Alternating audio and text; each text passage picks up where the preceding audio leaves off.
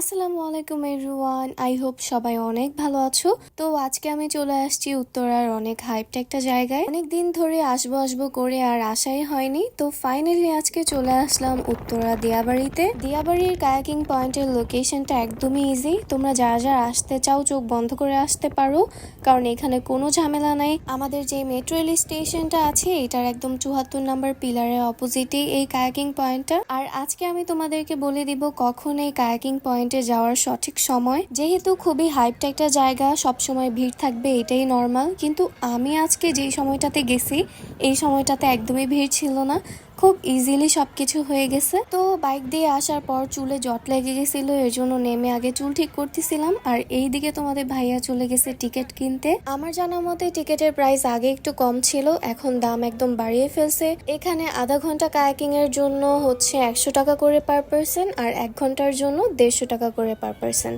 তো এই তো আমাদের টিকিট কেনা শেষ। 2টা পার্সনের জন্য আমাদের সিরিয়াল ছিল 49 নাম্বার। তো আজকের ওয়েদারটা এত সুন্দর ছিল, হুট করেই না এত রোদ উঠলো, মনে হয় আমরা দুজনই একদম কাবাব হয়ে যাব। এখন বলি কায়াকিং এ যাওয়ার সঠিক সময়টা কখন। আমরা ঠিক 4টা থেকে 4:30টার মধ্যে ওইখানে পৌঁছে গেছিলাম। তোমরাও চাইলে 4টা থেকে 4:30টার মধ্যে আসতে পারো। তোমরা ট্রাই করবা 4:10 বা 15-র মধ্যে আসার জন্য, কারণ এই সময়টা ভিড় খুবই কম থাকে। আমার টিকেটের যেহেতু নাম্বার দেখলাম 49, তাহলে চিন্তাই করতে পারতিস যে কতটা ভিড় কম ছিল। আর যদি তোমরা বলো যে না আমরা বিকেলবেলা যাব না, দুপুরবেলায় যাব, তাহলে তো কোনো কথাই নেই, তখন তো ভিড় একদমই থাকে না।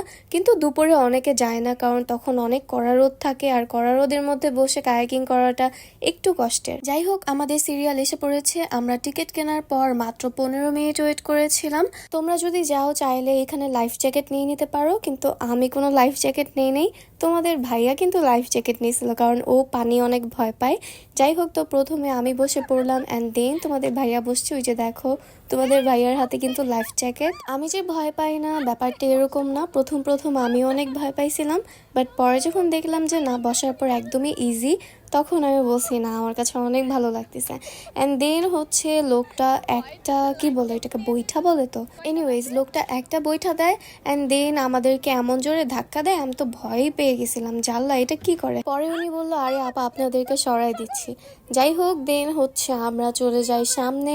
আমার চেহারা দেখলে তোমরা বুঝবাই যে আমি প্রথমে একটু ভয় পাইছি, কিন্তু পরে আমি কোনো ভয় পাই নাই। অ্যান্ড দেন এত রোদ উঠছিল, আমি তো তোমাদেরকে বললামই যে ওয়েদার হুট হাট করে চেঞ্জ হয়ে যাচ্ছিল। আমরা যখন গেছি তখন একটু মেঘ টাইপ ছিল, অ্যান্ড দেন যখন আমরা কায়াকিংয়ে উঠবো তখন এত রোদ ছিল যে আমরা চোখে কিচ্ছু দেখছিলাম না।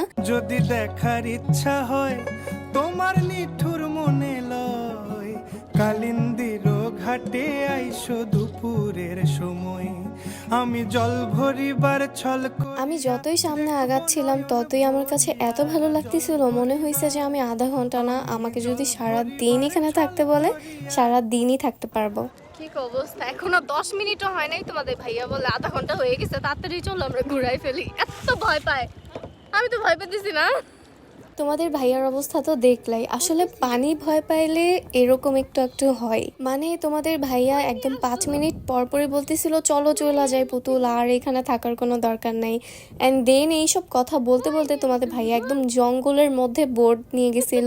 এই জঙ্গল থেকে বোট বের করতে যে এত কষ্ট হয়েছে, কারণ স্রোত একদম উল্টা দিকে ছিল, আর আমাদের বৈঠা দিয়ে উল্টা দিকেই বাইতে হবে, তো এর জন্য একটু এদিক ওদিক হয়ে গেছিল। এনিওয়েজ, আমরা কায়াকিং করার সময় অনেক গল্প করি দুইজন, অ্যান্ড দেন আমি কতক্ষণ বৈঠা চালাই, অ্যান্ড তোমাদের ভাইয়া কতক্ষণ বৈঠা চালাই, এইভাবে করে করে আমাদের আধা ঘন্টা সময় একদম শেষ হয়ে গেছে।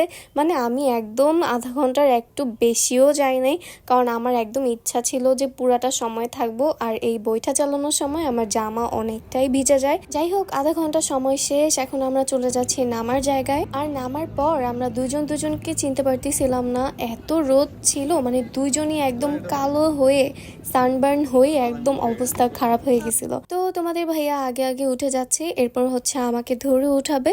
তো আজকের দিনটা আমাদের অনেক ভালো গেছে। তোমরা চাইলে এখানে আসতে পারো, খুবই ইজি। আমিও প্রথমে ভয় পাচ্ছিলাম, কিন্তু এখানে ভয় পাওয়ার কিছুই নেই। এখানে এতটা পানিও নেই আমি শুনছি। সো ডোন্ট ওয়ারি গাইস, তোমরা চাইলে এখানে এসে এনজয় করতে পারো। আজকে তো আমি অনেক এনজয় করছি, ফ্যামিলি নিয়ে আসলে হয়তো আরো বেশি ভালো হতো। আমাদের কায়াকিং করার টাইম শেষ হয়েছিল 5টা 10-এ, আর তোমরা দেখতেই পারতেছো 5টা 10-এর দিকে কতটা ভিড় ছিল। যাই হোক, এখানে আমরা অনেকগুলা ছবি তুলি। তো আজকের মতো এই পর্যন্তই গাইস, দেখা হবে নেক্সট ভিডিওতে। সবাইকে আল্লাহ হাফেজ এন্ড টাটা।